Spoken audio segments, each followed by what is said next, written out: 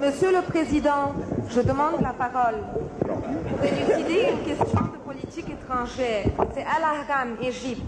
Au moment où le Conseil de sécurité condamne le raid israélien sanglant en Tunisie à unanimité, croyez-vous que le moment de renouer les relations diplomatiques avec Israël est-il propice? Et serait-il éventuellement un moyen pour amener en tant que médiateur et sage de l'Afrique Israël à la politique du dialogue que vous preniez et à la raison au lieu de la politique de terreur et de violence qu'elle sème au Liban, en Tunisie et dans les camps de réfugiés palestiniens, refusant toutes les tentatives de paix, de conciliation?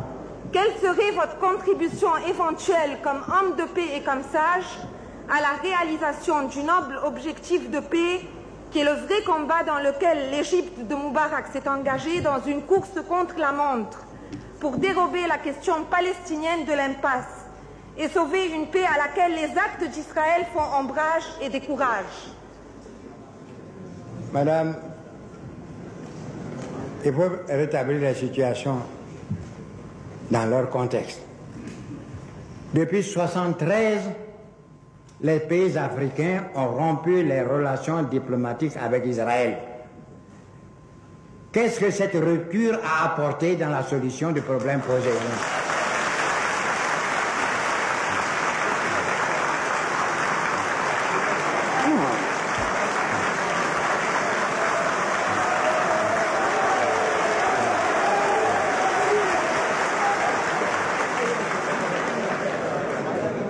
Vous parlez de l'Égypte.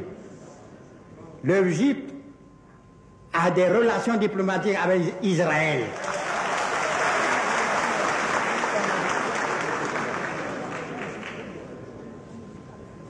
Non, il faut que nous puissions parler. Nous sommes un pays indépendant et libre et souverain. Nous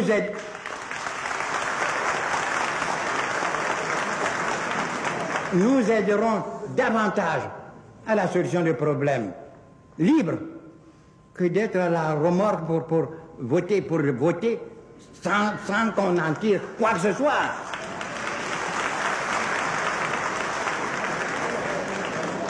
Voyez-vous, nous sommes entre nos frères.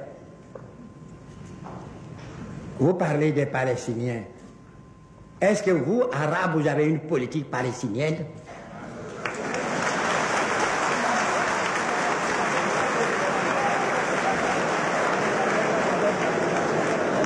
Une partie des Palestiniens, la majorité, dont le chef est basé à Tunis, une partie soutenue, la majorité soutenue par des Arabes. Mais l'autre moitié, même si c'est un quart, c'est soutenu par qui?